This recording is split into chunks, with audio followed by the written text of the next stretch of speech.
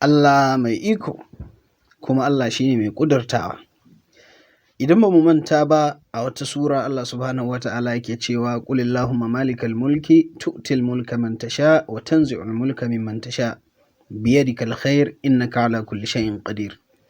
Lalle Allah subhanahu wa ta'ala ya ce ma annabin shi, ka ce ya Allah, kai ne mamallakin mulki kuma kai kake baiwa wanda ka so mulki, sannan kuma kake karɓe mulki daga hannun wanda ka so, kuma kake azurta wanda ka so, domin alkhairai a hannunka suke, kuma kai ɗin mai iko ne, mai ƙudurtawa ne ko mai ƙaddarawa ne akan komai.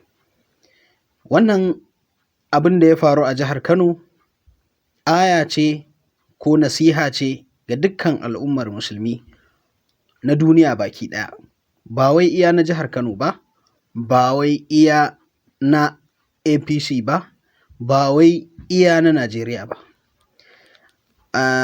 Nasiha ko wa'azi na farko da ke cikin kes ɗinsu na farko shine maganar hisabi, wanda yana daga cikin abin da kowane mutum zai tarar a ranar ƙiyama. Shin ka shirya mishi? Kowane bai san me zai je ya taras ba. Inda mun tuna jiya Kanawa sun yi kwanan zulumi, da mutanen Abba da mutanen Gawuna kowa ɗarɗar yake. Jiya kamar yanzu kowa hankalin shi tashe, an ce yau ne ranar yanke hukunci. To ina ga hukuncin Allah? Kana fargabar haɗuwa da kotun alƙali wanda ana iya bashi naira 10,000 ya ansa, bare Allah subhanahu wa ta'ala da ba a bashi cin hanci?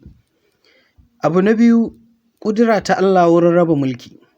Shi mulki gaba ɗayan shi ƙudura ce ta Allah. In ka ga wane yana kan mulki, to ka tabbatar cewa Allah ne ya zaɓe shi ya zama, ba wai wayan shi ko ƙwazon shi ko ƙoƙarin shi ba. Mun gani da yawa wanda suka samu mulkin aka anshe, wasu kuma sun mutu suna kan shi. Aya ce kai tsaye gare mu in muka duba da shugabannin ƙasa wanda suke cike da izza da mulki da komai, wanda 'yan Najeriya ne ga su nan, akwai ɗaya ɗan Kano, akwai ɗaya ɗan Katsina, wanda sun mutu suna kan mulki.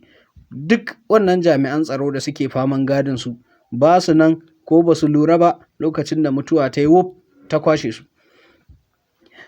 Sannan ga wani misali wanda ko sati 3 ba